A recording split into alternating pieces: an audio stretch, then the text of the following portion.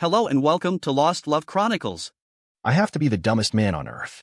My wife was in the hospital and had just given birth to brown-eyed, red-haired little boy. That sent off sirens in my head. The baby was very light-skinned and had these cute little dimples.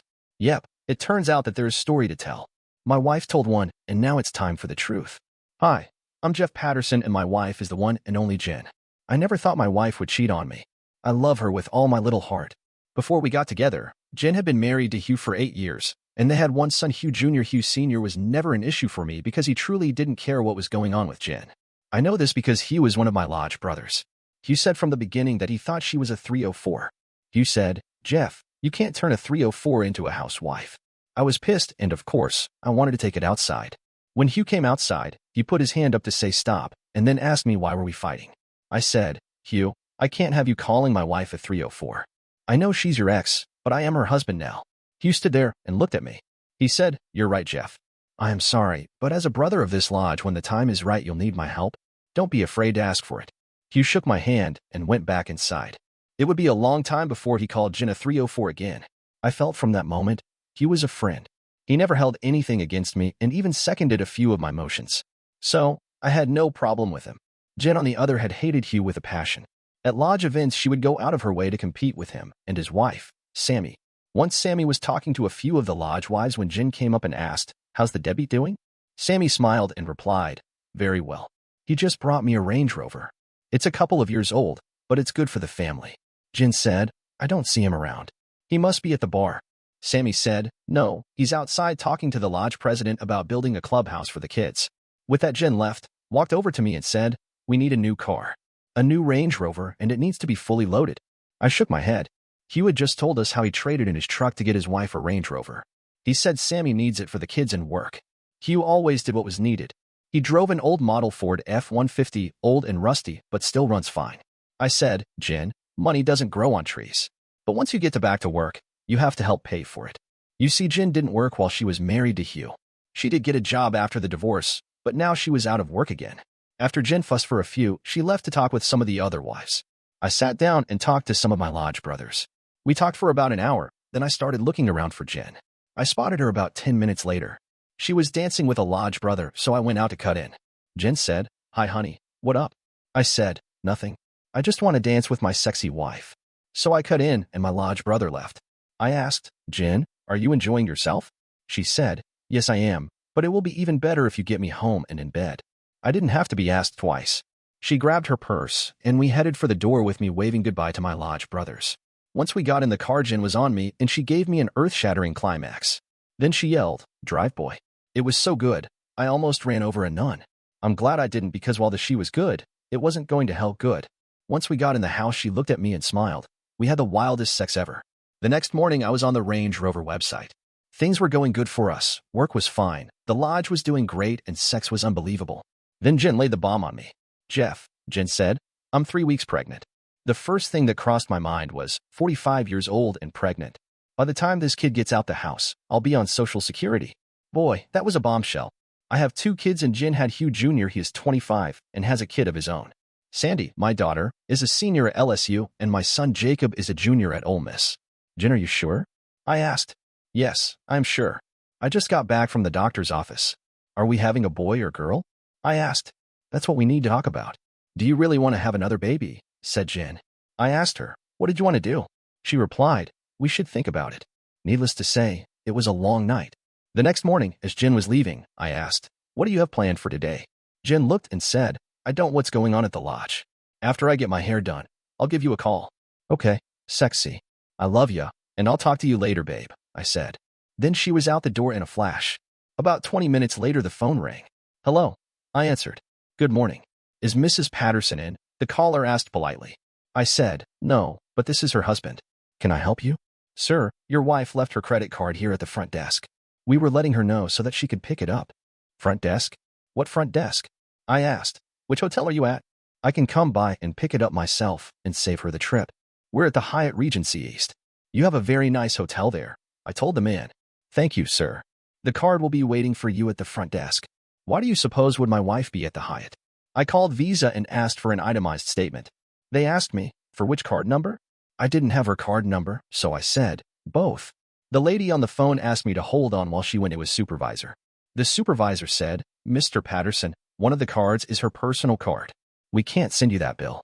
I asked, "How does that bill get paid?" The supervisor explained that the payments were split between the two cards on a 60% to 40% basis, and both were paid on the same invoice. I told him, "I'm the person paying the bills, so either send me the statements or forget getting paid." The supervisor said they would check and see and get back to me. About 15 minutes later, I received the itemized statement in an email. It was worse than I thought. Jin had been going to the hotel twice a week for the last 6 months. I couldn't think of any reason that Jin needed to be using hotel for, so now I was going to do something I never expected. "Hello, Hugh. I need your help." Hugh said, "Jeff, come to the lodge and bring a suitcase." "Bring a suitcase?" "I don't want to leave her. I just need help," I said. He repeated himself, "Bring a suitcase." I grabbed one of the travel bags from the closet and drove to the lodge. Once I got there, I looked empty. Hugh opened the door and said, "Come on in." Once inside, we went to the security office, into the inside room where there were about 15 monitors. They had cameras everywhere. Hugh cleared his throat and said, "Jeff, after you see this, I don't know if you'll be able to stay married. Think about what you want before you watch this." I said, "Hugh, she's pregnant and I have to know or I can't move on." He said he understood. The tape was already booted up, so he hit play. The first thing I saw was Jin on her knees with 3 men around her. She screwed for at least an hour. Then she started cleaning herself up. She reached into her purse and pulled out some kind of squeeze bottle to flush herself out. No wonder she always carried a big purse. It was a travel sex kit. Hugh said, "I told you to bring the suitcase for a reason, Jeff. I'm giving all of this to you. It's your marriage, so you decide. If you want to work it out, then work it out. But if you want to divorce her, you go ahead and use what I'm giving you." There must have been 30 tapes and 20 DVDs. Hugh shook his head as he said, "She has been a busy girl." There were 4 Lodge brothers and just about all of the staff on video having sex with Jin. "The staff will be fired," Hugh continued, "but the brothers will have to go before the board of trustees." "Jeff, think long and hard, but do what works for you," said Hugh. "Long and hard, my ass." I was at my lawyer's office about 20 minutes later. He took everything I had and started the process. He told me I would have to give up some assets, but not half. The house, for example, was mine before the marriage, so it wasn't joint property. She could keep her slut mobile, but I just didn't want to pay spousal support. My lawyer said she would be served the next week. I asked him if he could have the papers served at the Hyatt next Wednesday. For the rest of week, I went fishing. I told Jin it was a lodge thing. Wednesday rolled around pretty quickly. While Jin was having her little fling, a few of the brothers' wives and I packed up Jin's shit at the house. My cell phone started going off, and the caller ID showed it was Jin. "Yellow," I said. "Jeff, what in the hell is this divorce shit?" "Jin, where were the papers delivered to you?" She didn't answer my question. She just went on the offensive. "Look, Jeff, you can't just throw me away. You love me and can't live without me." "You said it yourself," said Jin. "I can't live with food, dumb idiot, but 304s come a dime a dozen," I yelled. "I have to go, Jin. The truck just arrived to take your shit to your mom's house." The last thing I heard as I signed off was new. Things moved pretty fast after that, although Jin got the judge to hold off on the divorce till the baby was born. Then she started going to church. Then she told me that Hugh had drugged her and set her up. She kept repeating it so much I started having doubts. Then one of my friends who had nothing to do with the lodge took the tapes to a video lab to be tested. Once the lab concluded that they were authentic, Jin changed her story. She must have been drugged. Next it was the devil made her do it, but now she's in church. I think she was praying that the baby would be mine. So here we are sitting in the courtroom waiting for the DNA results to be read. The judge asked me, "Are you sure you want the results?"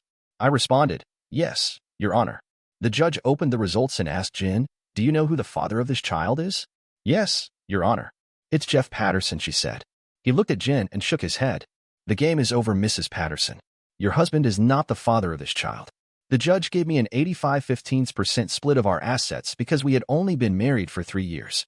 I have to pay her $75 a week for 2 years, and she got $11,000 from my saving but no share of my retirement account. I did get stuck with the lawyer's fees, but that was okay because at least this mess was over. I had gotten off lucky. It's been 2 years now, and I have to make my last spousal support payment today. We're having a last payment to a 304 party at the lodge tonight. Every single one of my lodge brothers were there. It was packed. Hugh grabbed me and took me into the back room. "Jeff, I'd like you to meet the lodge's board of directors." The head of the board had his back to me when I entered the room. When he turned around, I almost spit out my drink. "Your Honor, what are you doing here?" I asked. "I am the chairman of the board," he said, a big grin on his face. "What the hell?" Both Jin's and my lawyers, and even my boss, were on the board. Hugh said, "Jeff, I once told you don't be afraid to ask for my help. You weren't afraid, and now it's your time. I was elected to the board, and there would be a day when it was my turn to help a fool in love. Oh, and my last payment to Jen, I made in small coins. Who would think that the tellers at the bank would get mad for me asking for getting $75 in pennies at closing time? I know you think I'm an a-hole. It's just I so love it when cheater gets burnt. It may be a little over the top, but then so is the justice system. Now for the second story. The five of us sat in the living room of our cozy apartment. This little scenario had played out several times before as Lisa, my lovely bride of 3 years, and I hosted our parents. Unfortunately, this time it wasn't a pleasant Sunday dinner. My soon-to-be ex-wife sat on our couch, bookend by her parents, while my mother sat beside me on our love seat. I felt her squeeze my hand, reassuring me of her support. However, I knew she was struggling with her promise to me. I'd asked her not to speak during this confrontation and to allow me to handle it my way. Begrudgingly, she'd agreed after I'd warned her about what was coming. The only thing she'd said after everyone arrived was in greeting them. However, she had plenty to say earlier. I remembered her words before my guest arrived. I wish your father was here. I just nodded. I didn't have the heart to tell her I was glad he wasn't. No son wants his father to preside over his dying marriage. Added to that, I knew that he and Margaret, my mother-in-law, despised each other, and this meeting would have escalated into World War III. There wouldn't have been any chance my plan for handling this would have worked. I could almost hear his voice. Son, do what you gotta do. Your mom and I will stand by you. Then he would have given me that I told you so look and smile. All right, I lied. I missed him not being here. But I needed things to go as smooth as possible if I was going to get through this without losing it. If he was here, that wouldn't have been possible. Of course, for this to go the way I hoped, I'd have to remain cold and emotionless. A week of stewing on the events of the past 7 days had taken me through the emotional ringer. I hoped I was numb enough to pull this off. It was my father-in-law who broke the awkward silence. Danny, thank you for meeting with us. I looked at him and noticed he seemed tired. All three of them did. Apparently, there had been a few sleepless nights in the Thomas household. I actually felt sorry for him. I liked my father-in-law. He was basically a pretty good guy, even though at times he could seem spineless when it came to his wife and daughter. On the far side of the couch sat my mother-in-law, the evil dragon of the north, perched, ready to swoop down and attack. Margaret, don't call me Marge, could barely contain her contempt for me. To say that I was her least favorite person for stealing one of her babies would be a gross understatement. The fact that I'd defiled her innocent daughter before the wedding just added to her reasons that I should be publicly drawn and quartered. Of course, the fact that Lisa wasn't a virgin when I met her, well, let's not let the facts get in the way of a good reason for a witch hunt. I knew this meeting would be extremely difficult on her, and that thought kept a small smirk on my face. She'd be forced to swallow her venom if they had any hope this marriage could be saved. It couldn't be, but they weren't convinced of that yet. In between her parents sat Lisa, dressed in jeans and a blouse. I thought she looked beautiful. She wasn't model material, but more girl next door pretty. Even with her eyes, bright red from crying, I could still see the girl I'd fallen in love with 5 years ago. When I looked at her, I found it suddenly hard to breathe, and my heart pounded against my ribs like they were an anvil. I may have appeared cold and calm on the outside, but inside the pain was still raw. It appeared she wasn't doing any better. Of course, I didn't have much sympathy for her since it was her actions that brought this on us. It was my reaction, however, that disrupted her little sister's wedding reception last Saturday. No doubt the guests would remember Stephanie and Mike's wedding for a long time. Since then, Lisa had been staying with her parents. This is the first time we'd met face-to-face since the wedding. The few times I'd talked to her over the phone were pretty much a disaster, so I stopped taking her calls. I'd asked her why, and her responses were basically pathetic excuses. I realized I may not have ever really known my wife. I know this has been a very difficult time for the both of you, my father-in-law continued. But hopefully we can talk a few things out and begin trying to heal your marriage. Thank you, Mr. Thomas. I appreciate what you're trying to do, but there's really no reason to try resuscitating something that's dead. Thankfully, we hadn't had kids yet. The only thing left to do now is to figure out how to bury it and begin the divorce. Danny, Lisa whispered with tears running down her face. I don't want a divorce. I studied her and clenched my jaw in an attempt to stay calm. And I didn't want to catch my wife screwing her ex-boyfriend at her sister's wedding reception. I spat. I guess I didn't hide my anger well. We don't need that kind of language, Daniel, the dragon stated in a condescending voice, making my skin crawl. This isn't your home, Marge, I growled, and you're welcome to leave any time you want. I could see her actually gag as she choked down her response. She shocked me, though, and didn't say anything. Hell must have frozen over. Danny, I'm so sorry, Lisa whimpered. It was a mistake. A mistake, I said, trying not to sneer. Given the response of those on my couch, I apparently failed. Tell me, Lisa, what exactly was the mistake? Was it getting so drunk at the reception you thought it was okay to show everyone how well you could dirty dance with your supposed ex-boyfriend? Or was it when I pulled the two of you apart, and you told me and everyone watching, You don't own me, and you dance with whomever I damn well choose? Maybe it was my mistake for taking my eyes off of you. An hour later, I turned around and you disappeared. Then when I finally found you, you're just merrily humping away with that little shit.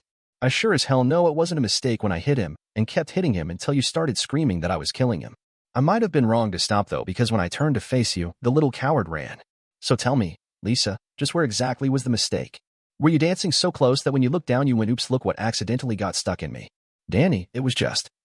She sobbed. I was drunk. I'm so sorry. I don't know what happened. Don't know what happened? It's pretty simple. I'm sure Marge told you about the birds and the bees. That's when the guy puts his thingy in your thingy. Of course, after you're married, there's not supposed to be any other guy's thingy in there other than your husband's. Please, Danny, I'm sorry. It'll never happen again. Danny, her father interceded. I know this seems really, really bad. I started to respond, but he put up his hand and continued. All right. I know it is that bad, he continued. But it was a one-time thing. Son, I know you two can get through this. You're strong enough to be able to forgive her for this. Well, Mr. Thomas, I don't know if I could get past a one-time thing or not. But this isn't a one-time thing, is it, Lisa? I watched her face turn even paler as I turned back to my father-in-law. It seems your daughter was such a thoughtful big sister at Stephanie's bachelorette party that she took it upon herself to show her little sister the proper way to give a BJ. Apparently Stephanie was a quick learner. I received a great video earlier this week. Surprising how good cell phone videos are nowadays. It might not be spicy site quality, but it was good enough to make out the Thomas sisters giving two male strippers a couple of killer BJs. Lisa buried her face in her hands. Oh God. She moaned. I wonder if Mike knows? Not the part about her giving great BJs. After a week-long honeymoon cruise, I'm sure he already knows that. I'm talking about the stripper part of the story. Somebody should tell him, don't you think? I mean, he'll believe that string of crap. It was a one-time mistake, won't he? Phil and Marge were now as pale as their daughter. Lisa's sobs punctuated the eerily silent room. I'll admit what happened next surprised me. I figured that little revelation concerning the strippers would put an end of this meeting. I was wrong. First, I was surprised she'd been able to stay quiet as long as she did. Next, I thought she'd try to do damage control and try to guilt me into staying in the marriage. Well, at least until I screwed up, and then Lisa could publicly divorce me. That was my mistake. I thought. Seems the dragon believed the best defense was a good offense, so she attacked. You sanctimonious turd, she growled. You sit there acting so smug and innocent. Margaret, please, Phil pleaded. No. I'm not going to let this little piss ant threaten to blackmail this family. Especially when I've got proof he's as guilty as Lisa. To say there was a stunned silence by everyone in the room would have been an understatement. Then she began digging in that backpack she calls a purse. Moments later, like a magician pulling a rabbit out of his hat, she produced a small manila envelope. To be honest, I was a little disappointed that she didn't yell ta-da. Here, choke on this, she snarled, throwing the envelope at me. Inside you'll find pictures of your car, outside the roadside motel last month when you were supposed to be in Chicago on a business trip. There are also copies of the motel registration. My mother gasped and squeezed my hand. Using the name John Smith wasn't very original, Marge smirked as she continued, but the attendant logged your license plate number. Lisa kept her face buried in her hands and sobbed. Marge wrapped her arms around her, trying to console her. It's okay, honey, she cooed softly. Mama took care of it. I told all the women at the church 2 weeks ago. I'm sure most people around town know about it by now. When they hear what happened at the reception, they'll know it was because he cheated first. What's good for the goose is good for the gander. I was shocked at how calm I was on the outside.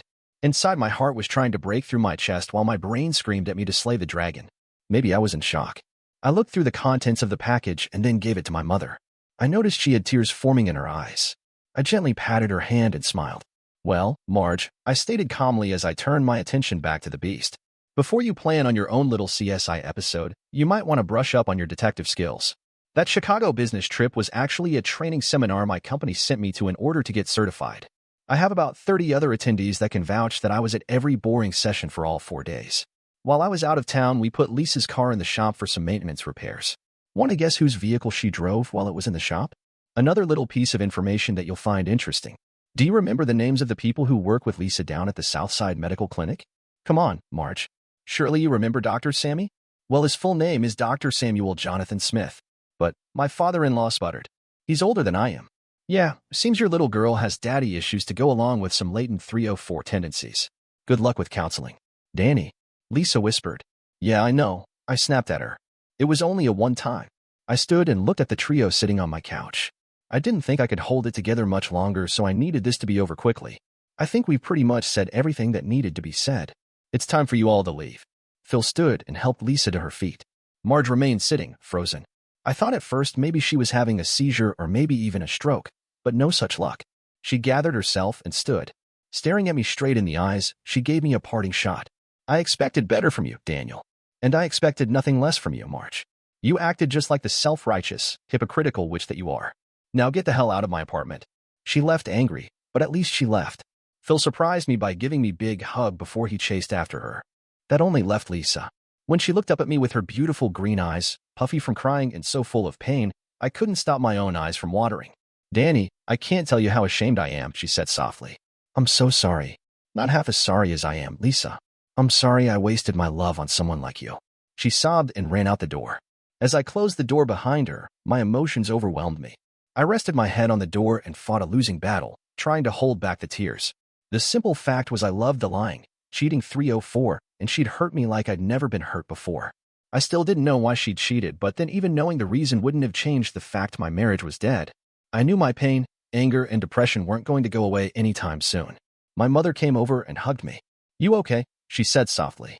No, I whispered. And I won't be for a while. But I'll get there. You know, your dad would have been proud of how you handled that. Do you know what you're going to do now? I nodded. Yeah, there's really not much to split up, so I think I'll take Marge's advice and go for maximum embarrassment. I'll have Lisa served as they're leaving their church on Sunday. I'll also see if I can sue the good doctor and his clinic. Even if I can't win, I'll make sure he's served at work. That should cause a scene. What about Mike and Stephanie? Mom, if someone sent that video to me, there's a good chance they sent it to Mike as well. Even if they didn't, he needs to know. Maybe they can work through it. I hope they can. If they do, maybe it'll stop any future cheating and their marriage will last longer than the 3 years mine did. I'll email Stephanie and tell her she's got a week to tell him herself before I do. She looked at me and smirked. You're just like your dad, she said, shaking her head. Too bad he couldn't have at least heard our meeting. She smiled innocently and reached for her purse. Opening it, she pulled out a micro recorder. He asked me to record it so he could hear it when I got home. You know, it almost killed him not being here today. He was disappointed when you asked him not to come. He understood, but I still think it hurt his feelings.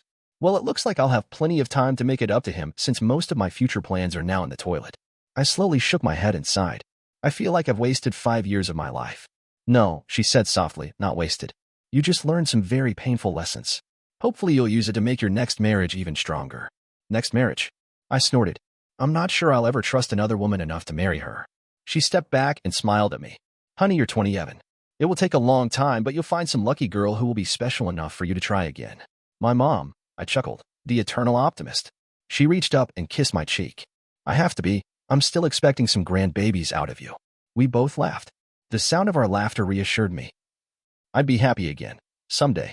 Dear listeners, please share your thoughts in the comments section and don't forget to like, share, and subscribe.